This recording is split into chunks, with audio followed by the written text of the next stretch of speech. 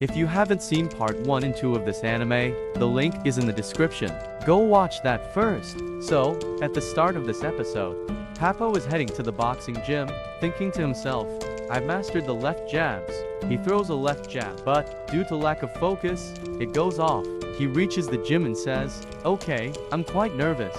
He greets everyone, and 2 guys lift him up and say, we'll teach you boxing. Come on. Takamura steps in and says, you 2 won't teach him, I will. The 2 guys retort, this gorilla will teach him. Takamura gets angry, who are you calling a gorilla, huh? A scuffle breaks out, and they start fighting. The coach arrives and says, what are you doing here? Go do your training, and starts hitting everyone. He tells Takamura, what are you doing here? Get out and train. The coach tells Papo, I'll train you. Papo replies, you will. The coach asks, any problem with that? And starts checking his muscles. Okay, perfect. Put on the boxing gloves and get in the ring. The 2 guys are surprised. He's already got the gloves on. The coach says, okay, throw a punch with your right. Papo punches hard. Not bad. Now with your left. Papo punches with his left. Now right again, and left. The coach tells him, this is the one too. Always remember this basic move, left and right. Papo continues punching hard, using his feet effectively, and they commend his punches, saying they are quite powerful. Papo starts punching with all his might, and gets a bit tired. The coach says, that was the time for 1 round. You'll have to get used to it. After a short break, the second round begins immediately, surprising everyone with how quickly Papo is ready to punch again. Mina initially thinks Takamura is throwing those powerful punches because of their loud impact, but he realizes it's actually Papo and is shocked, but doesn't show it. The old man observes and thinks, if Mita were to get hit by these punches, who knows what would happen to him. The coach announces, in 3 months, I'll train you to be on Mita's level and have a match with him. Rippo, worried, says, don't say that so loudly. Everyone is listening. Mita, looking furious, glares at Rippo, who gets scared. The coach continues, your punches are powerful, and you have great stamina. If you learn to punch left, right, up, and down, even Mita won't be able to stop you. Your punches are perfect, and anyone can get knocked out with just one. The coach declares, I won't make you an outboxer who relies on footwork and takes time. I'll teach you how to knock out with 1 punch because nowadays, no one wins by just using footwork. Mita relies on speed, not power in his punches. Mita hears all this and remains silent. The coach asks Papo, are you ready to fight? Papo confidently replies, yes, I will beat him. He then looks at Mita angrily and says, oh, Mr. Mita, sorry, please forgive me. Wow, he's such a good guy. The old man says, to beat him, you need to learn 1 punch, and that's the uppercut. Mr. Oda says, I'm enjoying this, but he was quite angry. Poor guy couldn't even sleep properly that night. The next day, Papo is jump roping and says, hello, Mr. Oda, then falls. Everyone is amazed. Wow, look at him. The coach arrives and says, get in the ring, come on. The coach starts teaching him the uppercut. Okay, you need to keep your body low, bring your hand down, and face your knuckles downward. Stretch your knees as much as possible, and use the power of your legs to punch hard. Use the full speed of your body like this. Papo attempts the punch, and bam, he misses. Still, everyone is shocked.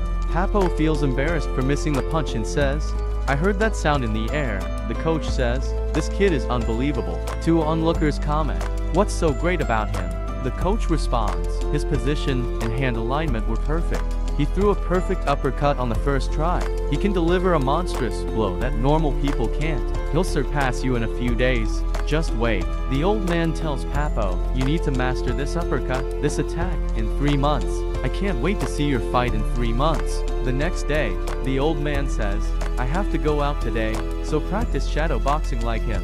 Papo feels a bit strange with the coach not being around. He asks one of the onlookers, how do you do shadow boxing? The onlooker shows him how to shadow box, and Papo starts practicing diligently. Nub shows Papo how to do shadow boxing, but then another guy comes over and says, no, this is how you do shadow boxing. They start arguing about the correct way to shadow box, each convinced they are right. During their argument, they accidentally punch each other. Papo sits down and observes the others, thinking, okay, how is that guy doing it? He's not just punching the air. It seems like he's imagining his opponent in front of him. Papo decides to try imagining Mita as his opponent. Papo visualizes Mita and realizes that every time he tries to punch, Mita dodges effortlessly. This frustrates Papo, making him feel inadequate. Papo watches Mita fight and sees Mita effortlessly defeat an opponent with a single punch. This shocks Papo, making him think, I keep imagining Mita, but I can't land a single punch. He dodges everything. At home, Papo's mother finds an old book with many leaves pressed inside and says, I should throw this away. Papo responds, you don't understand. This is my treasure. I achieved this through hard work. He reminisces about his hard work and dedication. The next day, Papo returns to the gym and watches Mita's fights again. He imagines Mita's movements, thinking, Mita moves like this, so I should move like that. Takamura watches Papo struggling and is about to offer help when the old man steps in, saying, no, let him learn on his own. I'll be the one to teach him. You stay away. I'll guide him. Papo continues practicing while watching Mita's fights closely. Papo keeps watching Mita, analyzing how he moves and fights. The next day, those guys who beat him up catch him again, but this time, he quickly escapes. At night, he practices and successfully imagines Mita as his opponent. He falls after imagining Mita's punch and says, okay, at least I can imagine now. The next day, Papo starts shadow boxing again. The old man watches and comments, oh, by looking at his moves, I can tell he's fighting with Mita's shadow. He's captured Mita's essence, but he needs more time to master it. Mita is shown fighting someone else in the ring, delivering a dangerous punch.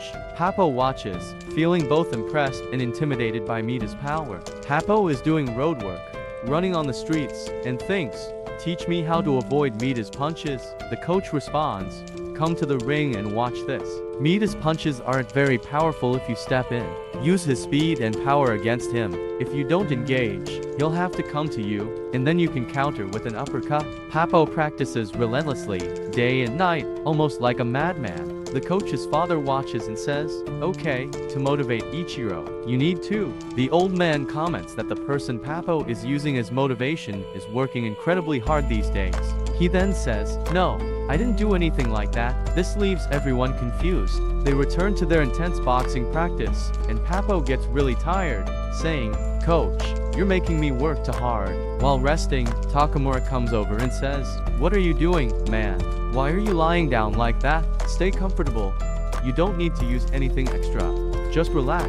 Papo responds, Tiny, there's no problem, right? Takamura pulls something out, but I can't show that scene due to copyright. Actually, Papo has an elephant compared to Takamura. Papo starts crying, and Takamura says, I was just joking, no need to cry. Then he promises, next day, I'll treat you to ramen, and you go buy some new shoes.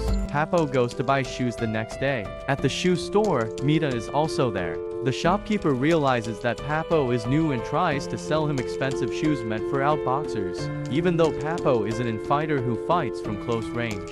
The shoes are very expensive, but Papo still agrees to buy them. Then, Mita steps in and says, these shoes are for outboxers like me. You're an fighter, so these shoes would be perfect for you and they're reasonably priced. Papo is happy and decides to buy the recommended shoes, but by then, Mita has disappeared. Papo finally finds Mita and shouts, Mita, wait, please come have juice with me. Mita refuses and Papo, like a madman, shouts, Mita, please. Mita then asks, what are you looking at? Papo responds, you learned boxing from your father, right? I'm so jealous. Mita is taken aback and says, are you kidding? Papo replies, no, I'm not joking at all. My father was very strict and didn't have much power, so he used his quick feet to box. I'll never reach the level he was at. His speed was extraordinary, but one day, something terrible happened during a match. A mistake led to a powerful punch to his face, breaking his jaw. Mita continues, my father's belief was that technique, skill, and speed could defeat power. But after that incident, his belief was shattered. He started thinking that power was the greatest. I want to prove to him that his technique was right and that power isn't everything. Mita says, we can defeat them with technique and skills. I will prove this to my father one day. Even today, I believe that my father's boxing style was superb, and I will show him that his technique was right. Hearing this motivational speech, Papo feels extremely motivated and says, have a nice day, before leaving. The next day, Papo tells his coach, we need to change our plan because I want to fight Mita fair and square. I will go head to head with him. I won't stay back. The coach gets angry and says, his counterpunch is very powerful. If you go in head first, he will knock you out with one punch. But Papo insists, no, I want to fight him directly. The coach then says, okay, then you'll need to train with a lot of speed. We'll have to do dash training, and you'll have to work extremely hard for 3 months. Are you ready for that? Papo responds, yes, I am ready. The coach is a little pleased, thinking that Papo wants to fight fair and square, and their intense training begins. Papo starts training at high speed, pushing a scooter with great effort. The coach makes him work so hard that Papo feels like throwing up. The coach keeps pushing him. Come on, faster. Then, Papo goes back to boxing training, and Mita observes him. The coach has put Papo through intense pain with this hard training. Even Takamura sits on him, and Papo collapses. For many days, Papo works extremely hard, undergoing ultra-level training, and he gets very exhausted. Takamura notices this and says, you are really pushing yourself. Papo looks really exhausted and dry. His friend says, you look really worn out. Let's go eat ramen, like I promised that day. They go to the restaurant, and coincidentally, the boxer also works there. He says, that's enough, you need to start dieting now. Stop eating, Papo pleads. No, this is my last meal, I promise. His friend asks, can't you eat anything before the fight? The boxer replies, no, I can't eat anything because it takes a lot of time for me to lose weight since I'm so tall. I can't even drink water or take a bath because the body absorbs water. Papo walks home, thinking, everyone has their own struggles, but no one talks about them. I need to work even harder. Suddenly, he sees Mita working hard even at night, and this motivates him even more. From the next day, Papo starts working extremely hard, giving his 100%. The coach is pleased, seeing how dedicated Papo is despite the tough training. Those guys chase Papo again, but of course, they can't catch him as he's much faster now. Papo continues to train diligently for many days, and finally, after 3 months, he masters the uppercut perfectly. The coach says, there's some monstrous power in this. Everyone remarks, okay, so the match is tomorrow. That's why Papo has been working so hard. On the day of the match, his mother says, you seem to be in a hurry and took the wrong box. He replies, oh, sorry, and she comments, this is really heavy. His mother adds, today is very important at the gym. His mother tells him, you have your thing, so you go ahead, I'll handle the work. After that, Papo is rushing to the gym and hears the sound of a bicycle. He sees someone but doesn't pay much attention, just looking around and saying, wow, what a great smell. While walking, bam, he realizes how it feels. Meanwhile, at the gym, someone comes for an interview with Miyata, who isn't even a pro boxer. Takamura shows up, and the interviewer asks, why are you dressed as a referee? Takamura responds, there's a great match today, and I'll be the referee.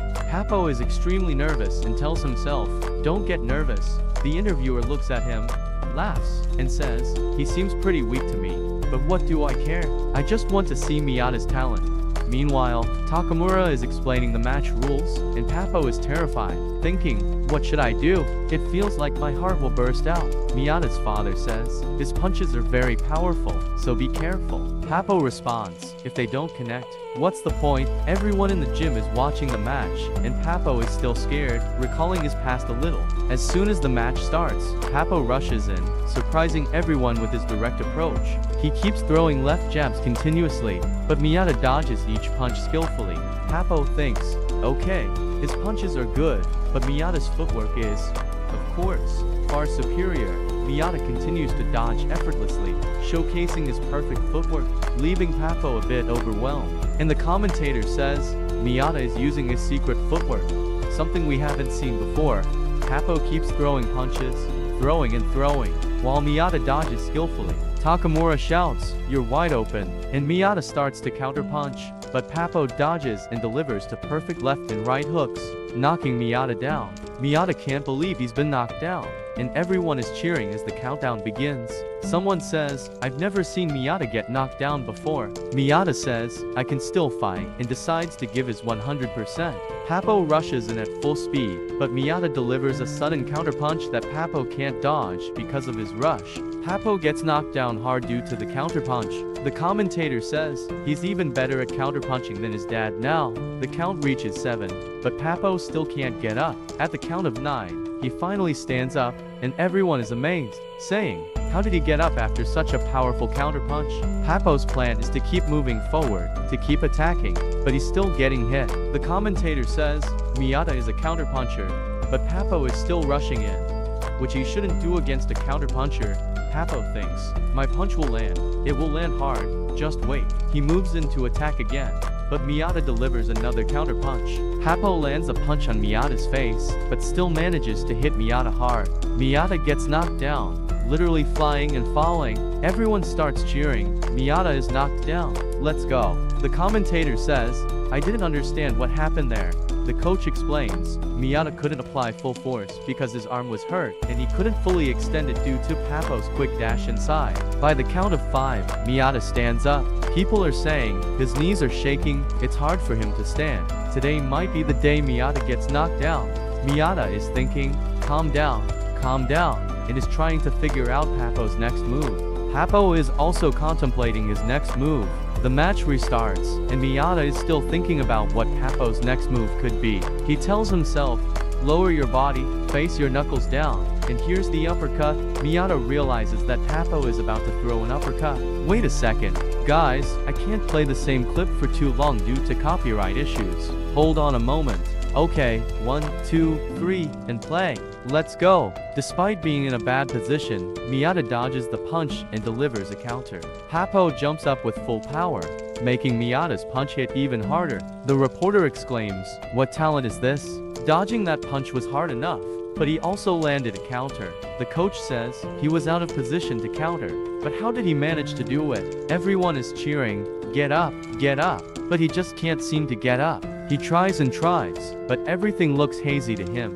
Finally, after much effort, he manages to stand up a little, and everyone cheers. Finally, you got up, Papo. He immediately says, fight, but just then, the bell rings, signaling the end of the round. An elderly man quickly carries him off because, of course, it's break time after the round. Everyone is praising him. The reporter says, these are two truly unlicensed fighters boxing here. One is an outboxer who can literally counter an uppercut from such a position, and the other has such a dangerous uppercut and can dart and dash so effectively. And guys, actually, Papo is not fully conscious yet. The coach says, kid, get up, can you hear me? Get up. Finally, Papo opens his eyes and says, hello, chief. The situation is very intense, with everyone waiting for the next round to start. Miyata's father says, what kind of guy is this? You delivered such a dangerous counterpunch, and still, he got up. How? Miyata responds, that right punch he landed on me a while ago still has my knees shaking. I can't even walk properly. If I hadn't taken that punch, I would have full control now. The coach thinks that Miyata's confidence must be shattered after taking such a dangerous punch. But in reality, Papo is highly motivated and says, my punches are connecting with him now. Maybe I can win. The coach is very happy to hear this, and the fight immediately restarts. Stay tuned to see what happens next. Don't forget to like, share, and subscribe for the next part.